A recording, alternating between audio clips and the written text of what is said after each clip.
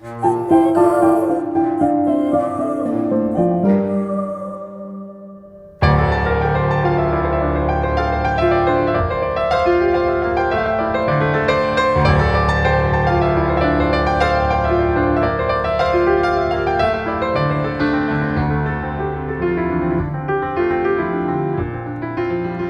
is like it's like a city with fixed roads, and which is great. I mean, you play and you don't need to think so much about intonation. Welcome to Uncovering Music IDs Podcast.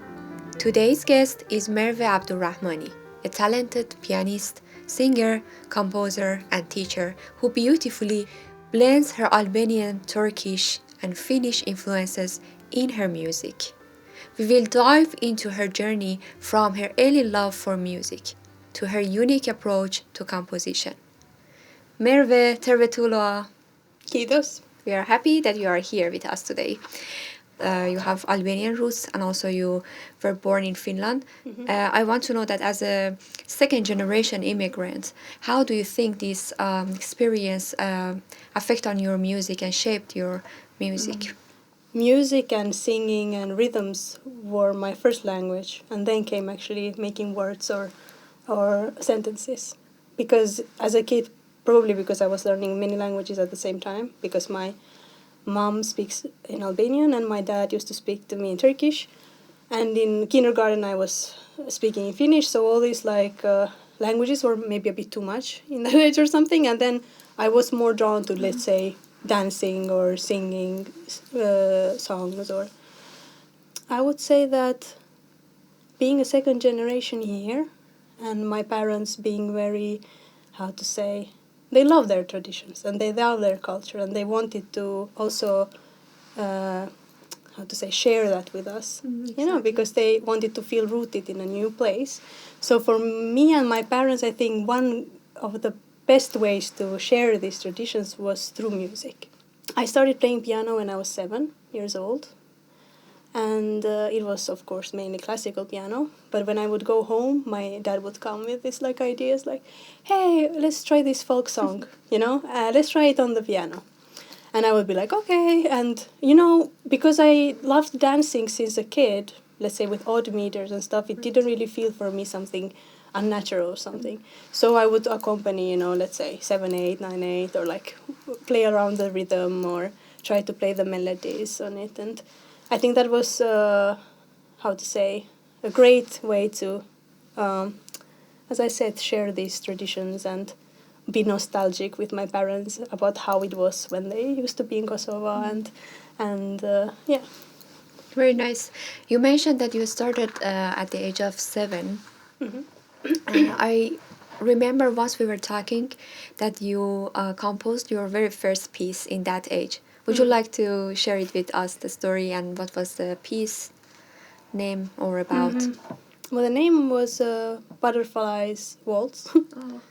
And I think since a kid I have always been drawn to nature, and I loved butterflies and flowers a lot, especially because I remember myself going to school in first grade, and when it was springtime or something, I would see flowers somewhere. I would kind of stop there and look at them, and then even feel like singing to them, because I saw my grandmother doing it in the she had a big garden with lots of different flowers.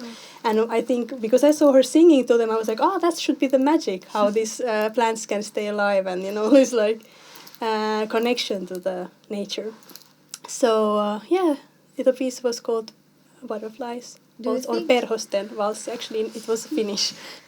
Butterfly sounds like a beautiful start, but I want to ask you, do you think those time that you started to compose at the very early age, did you have any cultural background influences on it? Do you think that it has those roots from your Albanian roots in that music? Because I don't remember that if I've heard it.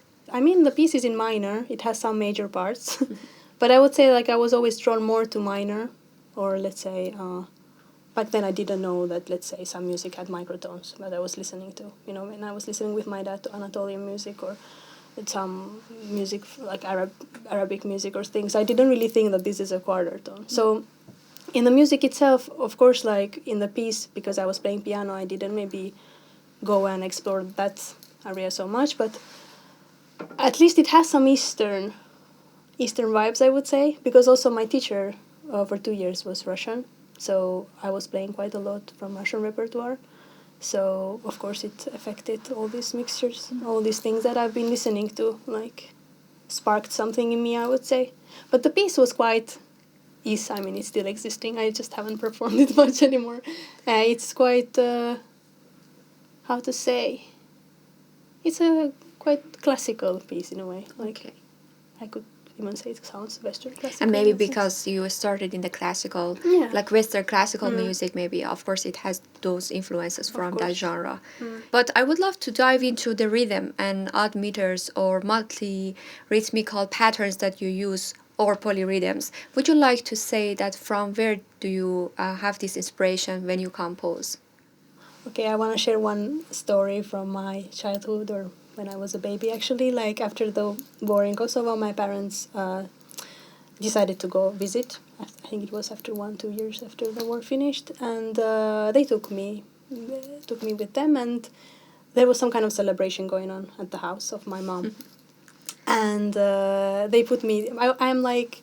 I think I was 1, 2, something like this, and then my cousin was also a baby, so we were 2 babies in the house, and they put us to sleep in one room, and they went to celebrate like in the other room, and then of course they were checking on us, and then when my mom and my uncle came to check on me, like, am I sleeping, like I was not making any noise or like screaming or crying or anything, but they just saw my hand coming out from the bed and doing this movement, like I was basically dancing to the rhythm and being part of the party, but just in my room alone. And then my mom was telling me that she and my uncle were just like laughing at what is happening. It's like she really loves So music. you had rhythm those days in your blood Exactly, already. like rhythm always moved me. Like I got also very excited as a kid, and I felt like I want to just dance, especially like with Roma music from Balkans. Like it's very rhythmical and really this like, how to say,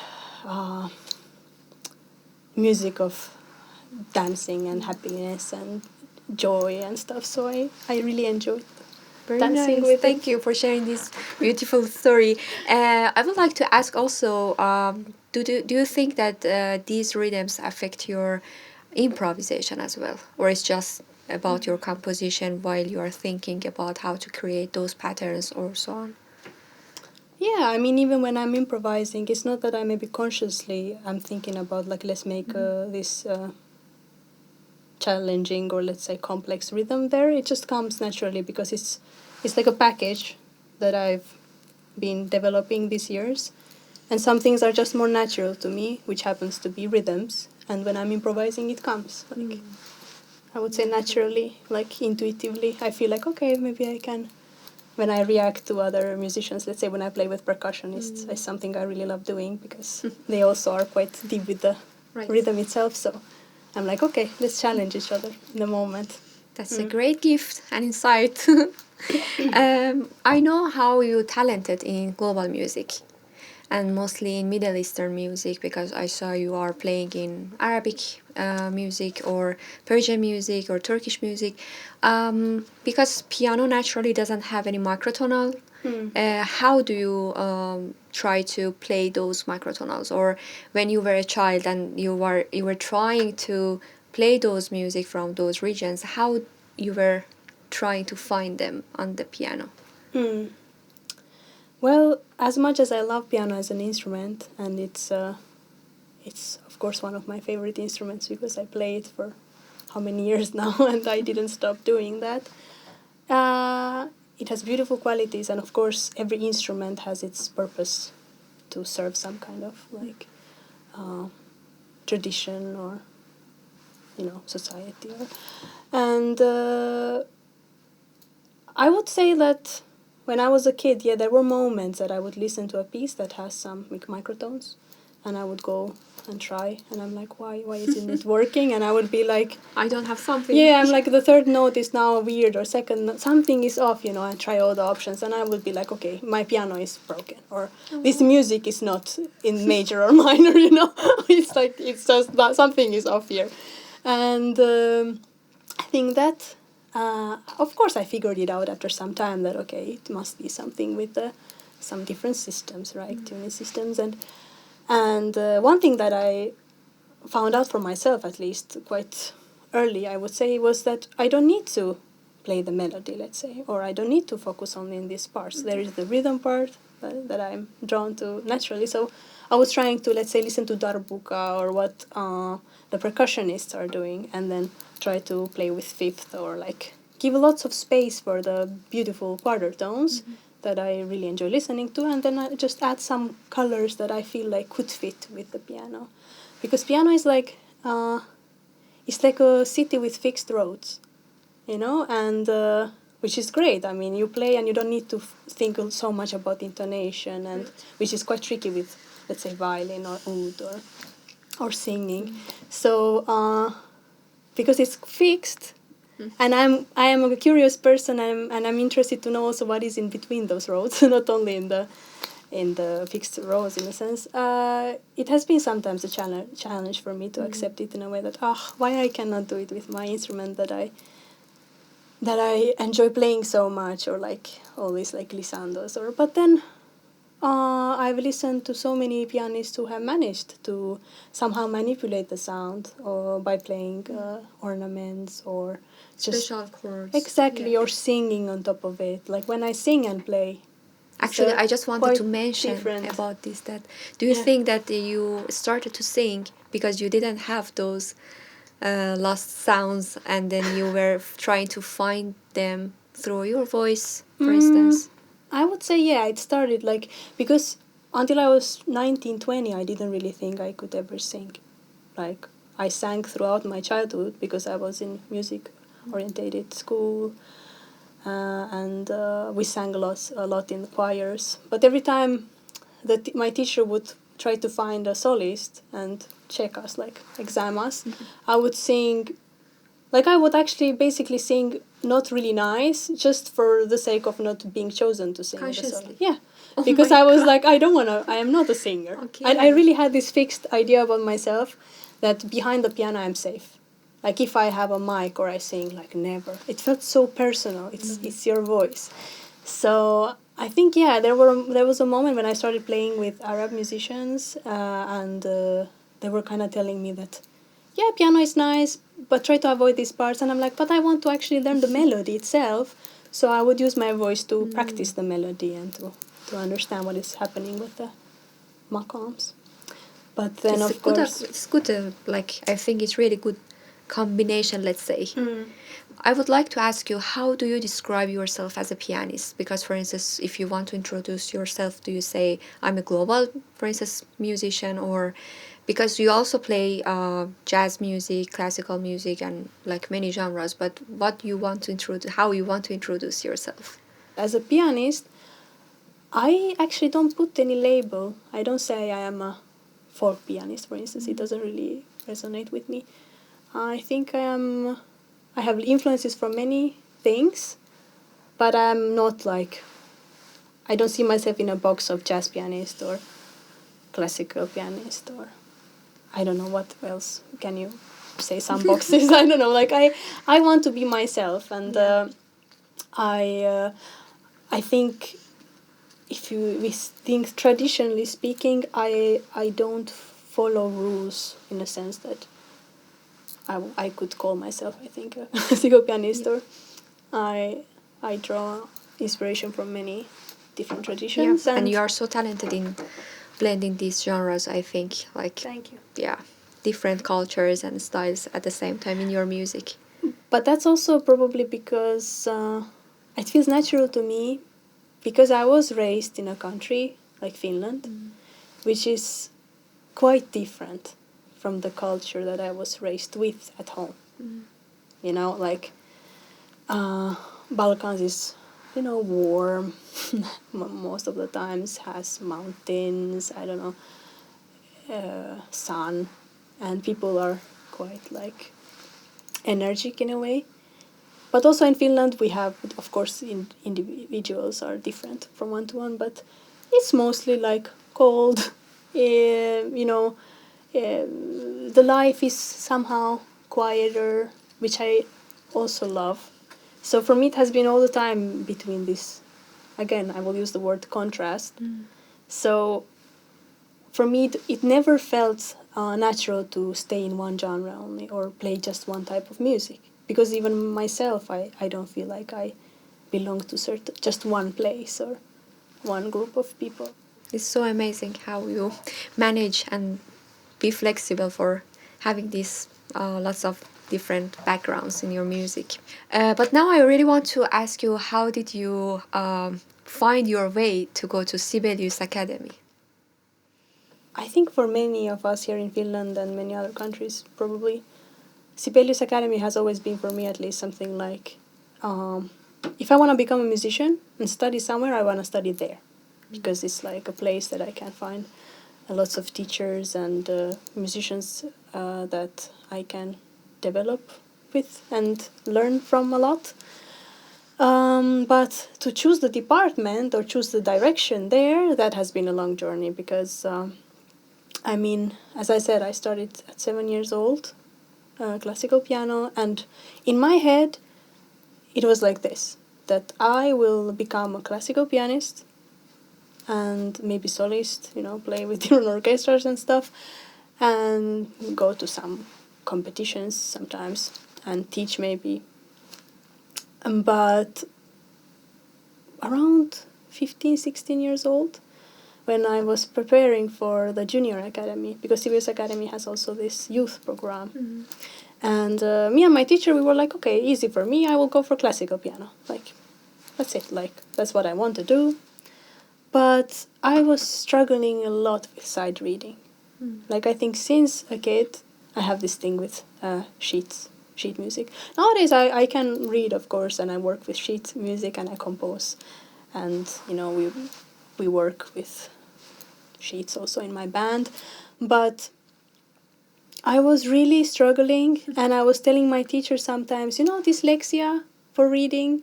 Is there anything something like close to this for reading sheets? Because I feel like when I have these black dots, on the white paper, I feel like they're just jumping around and it's not staying. Like, it's, how to say, I was trying to explain it in this way actually to my teacher, that the melodies in my head are already going, but the paper is just, it's just in one place. It doesn't make sense to me that music is not alive. I don't know how to explain this. You were telling, ei voi olla totta. Exactly. I was like, ei voi olla totta.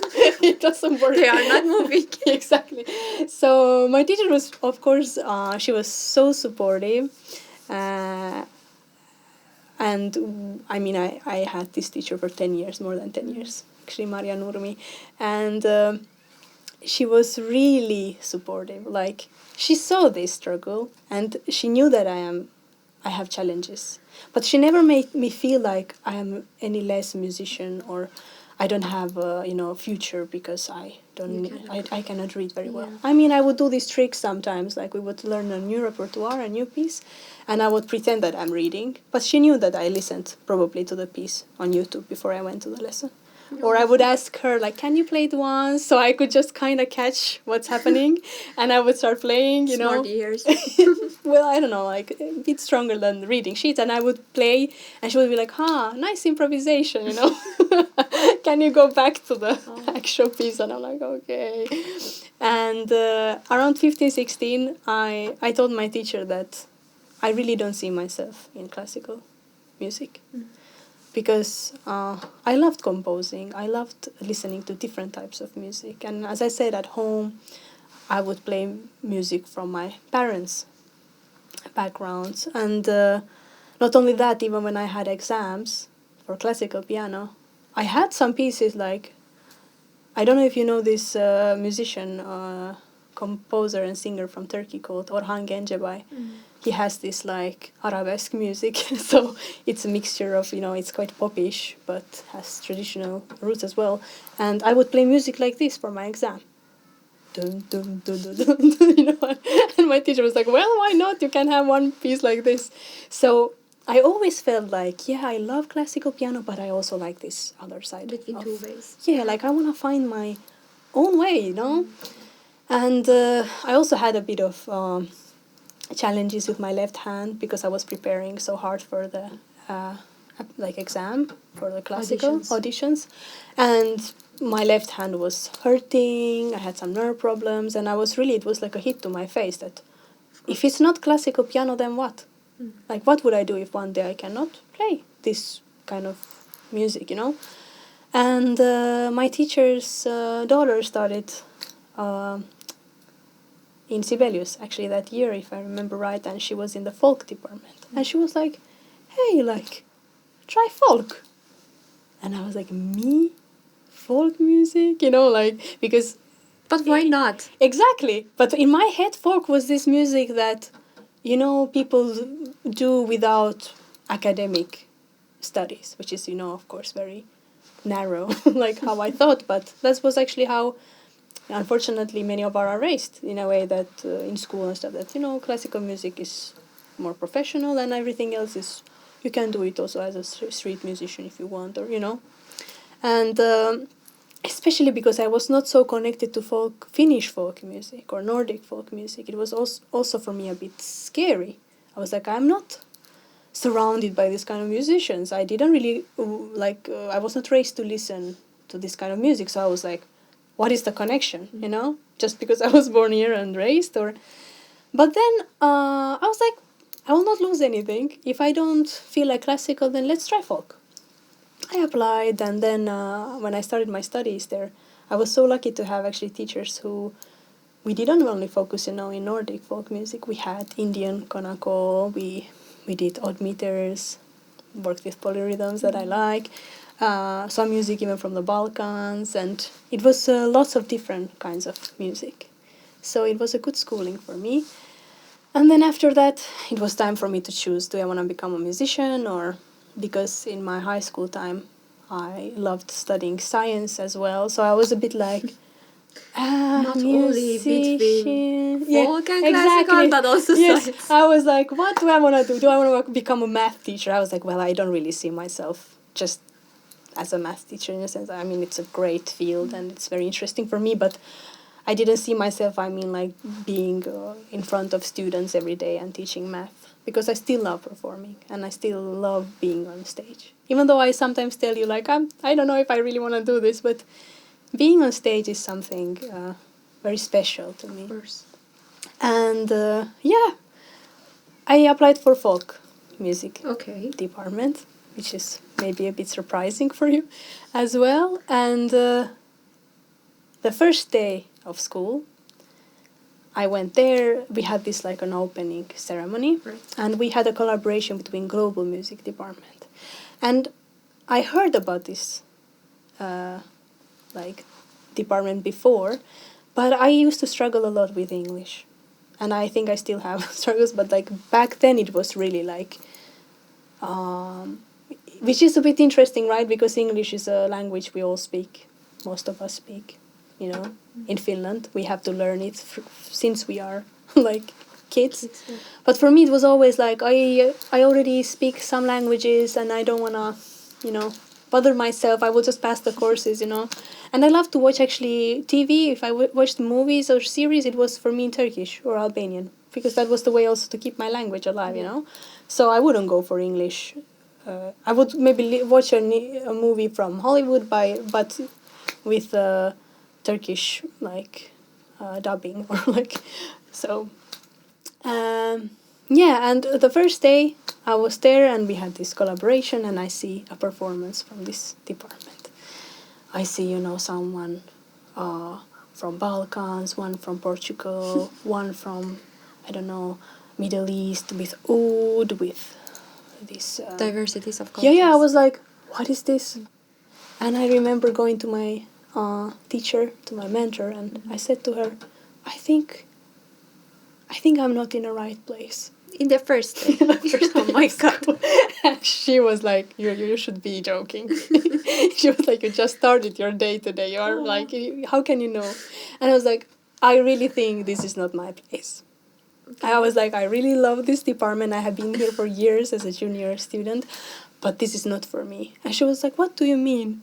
And then I started explaining to her, like, I really feel so drawn to this, what I just saw. Like, I really want to do something like that.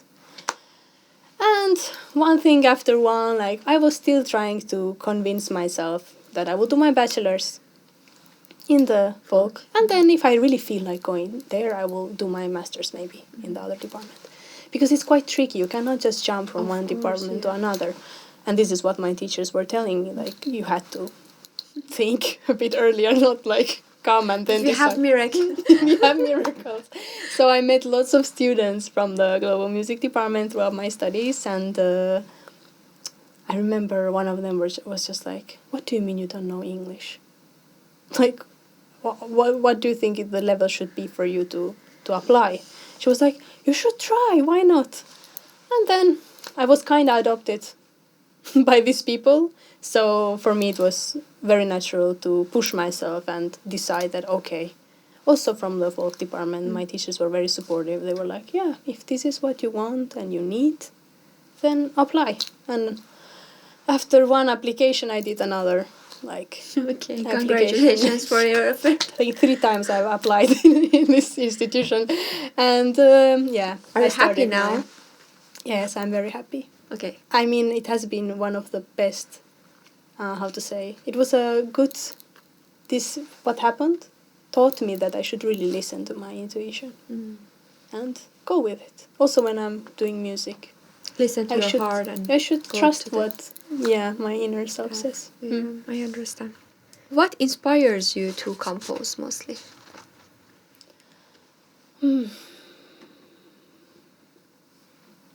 I think each of my composition have started in a different way. It's not like a specific formula that I follow. But if I have to think one thing that is always there is emotion. There's some kind of emotion that has triggered me to write about, or like things that I cannot say with words. I think it comes with music in my case.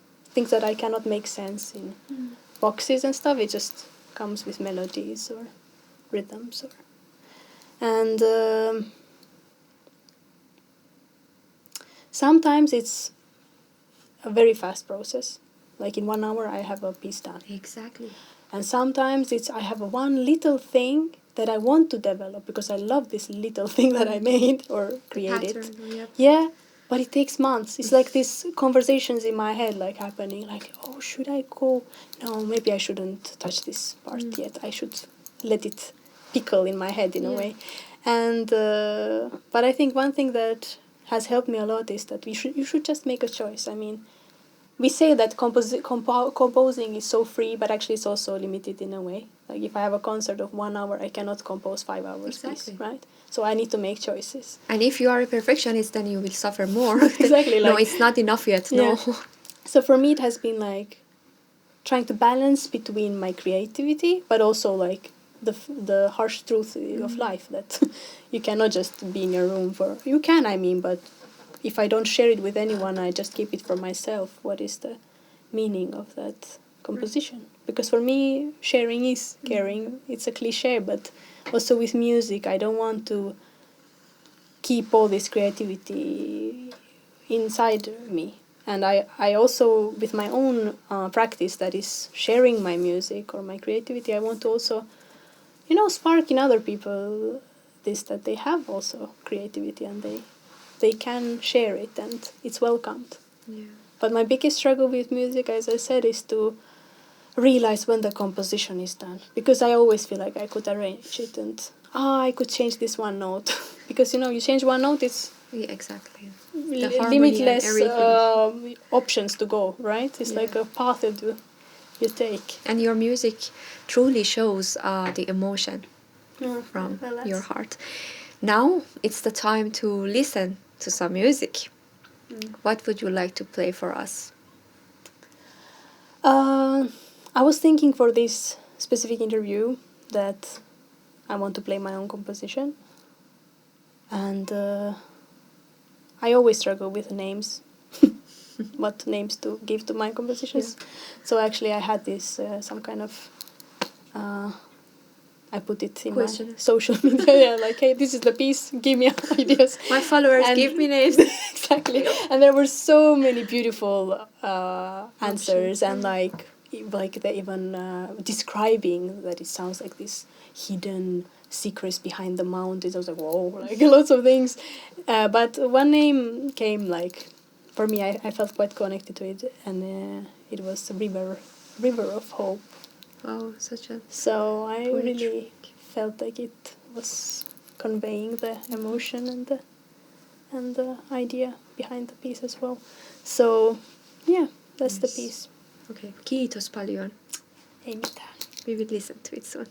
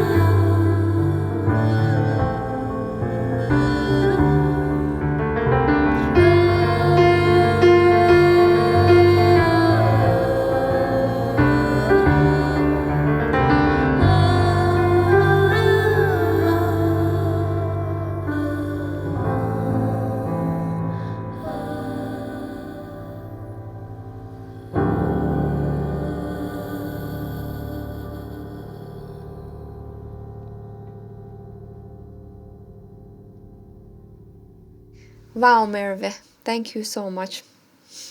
That piece really shows your unique sound, and it was fantastic.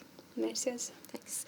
I would like to ask you how do work to finding and improving your sound, because I know that how it's important for you to have good monitoring and recording and so on. So would you like to share this aspect with us? Well, it is important, of course, because as much as it's important for us to practice and to play our instruments well and share our music, it is important to have also good monitoring to be able to make this composition sound as good as possible. I mean, for ourselves and for others as well.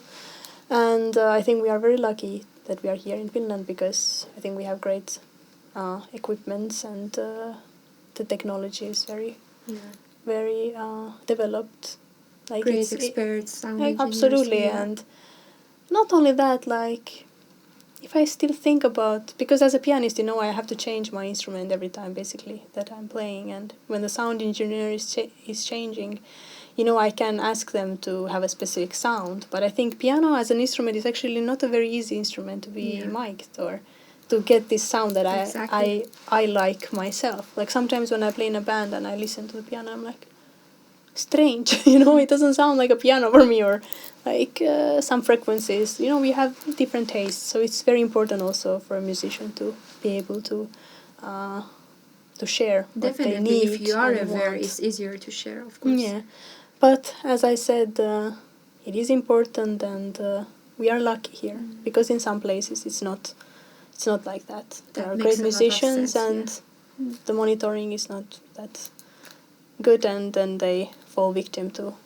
monitoring itself and cannot maybe feel very safe to share their music in the best quality. Makes sense. Yeah, right.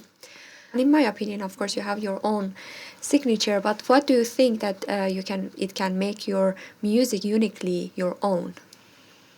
I will quote one of my teachers, Jussi Reijonen, also yours. Yeah. He always says honesty.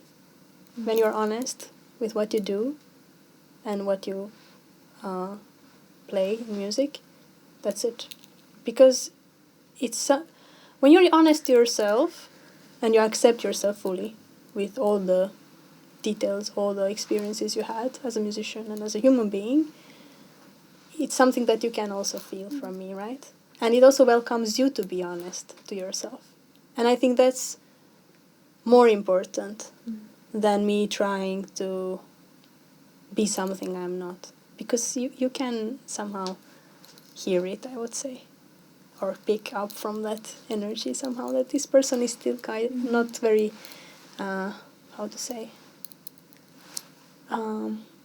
rooted with themselves. Yeah. It was so beautiful. Thank you for sharing this. Speaking of your unique sound and style, I would love to mention your master concert, Safe Ocean, that it was the theme of belonging, migration, and resilience. Would you like to share some thought about that? How did how the process was, and like you had also a poet from Albania. Could you tell us about it? Well, I think this master concert was not only about music for me. As you said, it was about these themes that you mentioned, because things like belonging or trying to belong or migration or all these themes have been always in my life, through stories, through my parents' experiences, through my relatives' experiences. And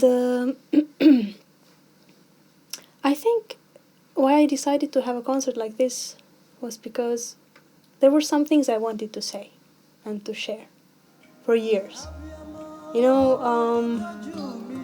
Music has always been a way for me to navigate through these emotions.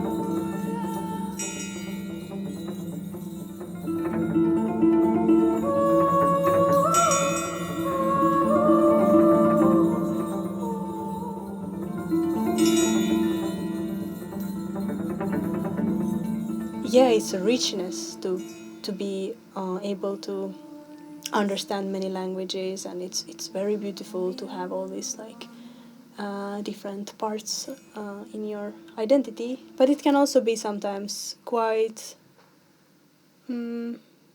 challenging to understand what are you, if that makes sense. Of course, we all have these questions: what is the meaning of life, or like, but especially for me, when I was younger, it was always this question like, how should I behave now since I'm in this group? Maybe I should be less than like this so I don't trigger this. Or like, let's say this is an example. I would go to Kosovo and I would be told, you are very silent.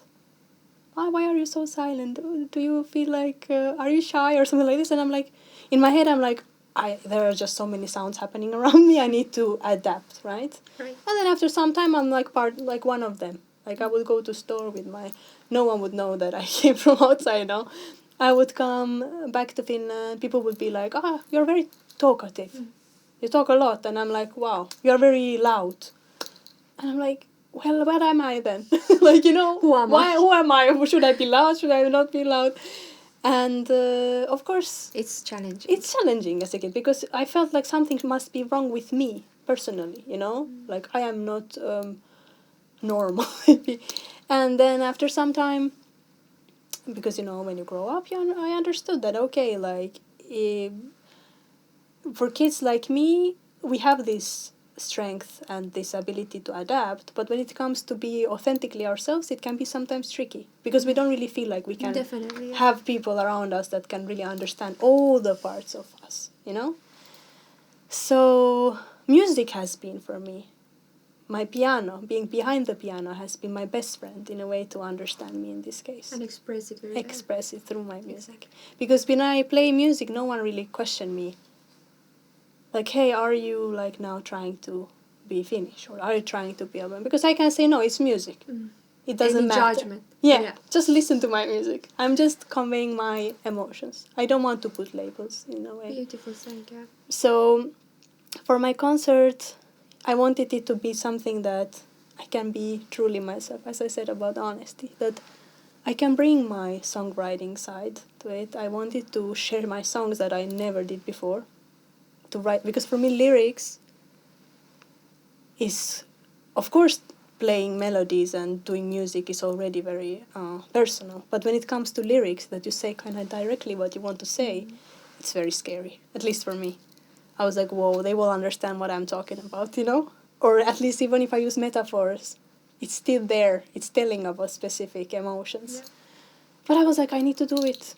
I felt this like call within me that, hey, it's okay, like, you cannot become a songwriter if you don't do it. You are not a composer if you don't compose and share your compositions, right? It's about action as well, not just in my head, like, yeah, I would love to be one day a songwriter or share my music, And after that concert, there were many people, like from my childhood, for instance, that share a very similar background to me, telling me that, hey, thank you, you made me feel so heard and seen. Like, that, you have been feeling the similar emotions? And I'm like, yeah, I have. Like, we all probably did, but we didn't feel maybe always like, or maybe we didn't even have a capacity in that age to really voice it out or explain it or understand what is happening. So, for me, one comment really stayed with me from my childhood friend. She said that when I came to Black Box, it was like this box that I was in, like this black box, and it was shifting between these worlds that I always felt like are part of me, but they were all together in one place. This time I didn't feel like, some parts of me are in Kosovo, some parts of me is here, or it felt like the whole package was there. And she was like, I felt so in peace for this one. That was really powerful.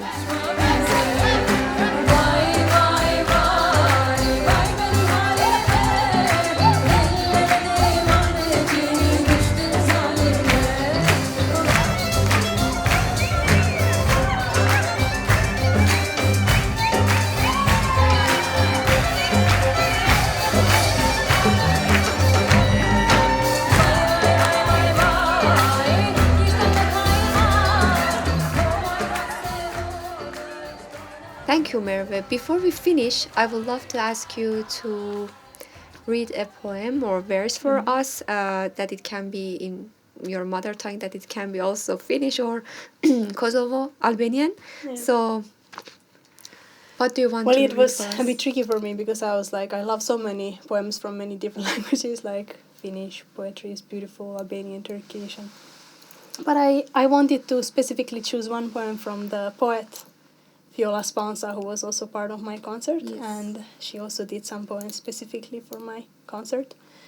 But I wanted to share this one poem, Yes, please. especially because you're also here, and I will explain why. Since we talked about spirituality as well. So I will read it in Albanian. And yes, she came from Albania, but her roots are from Kosovo as well. Yes. And she writes specifically with the dialect that we speak mainly in Kosovo, called Gheg dialect. So yeah, shall I start? Please. Prej malit peshku bona e umsoa meno tu, ja dost. Ashku kokaj ambël, kambe kryn ty jam dashunu. Krah thyem, bahëm zag, e vime taku. Odet puqe qielin. E një pengjeret vocër që le edhe për mu. So in this poem, or actually all these poems, she's talking about love towards divine. But you know, when you read it, it can feel like it's also for some human or like someone, you know? So why I chose this also because it's very similar to, let's say, Persian poetry, right? Or also in Arabic poems or these spiritual poems that you talk about love, but it's metaphorically like she was using a fish, like, because I want to be connected to you, I became a fish. I learned to swim. Ja, dost, like friend, you know?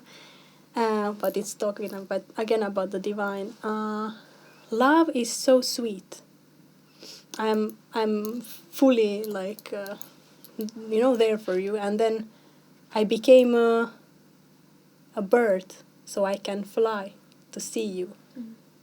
And then it says, oh, ocean, kiss the sky for me. And open penjere, you have this word? Yes, window. Open a window for me. So I can also, see through that. It's very lots of metaphors. It's so hard for me to translate it in English, but maybe some words I knew that we have in common, even with Persian. So she has very beautiful poems. Thank you so much for sharing this beautiful poem.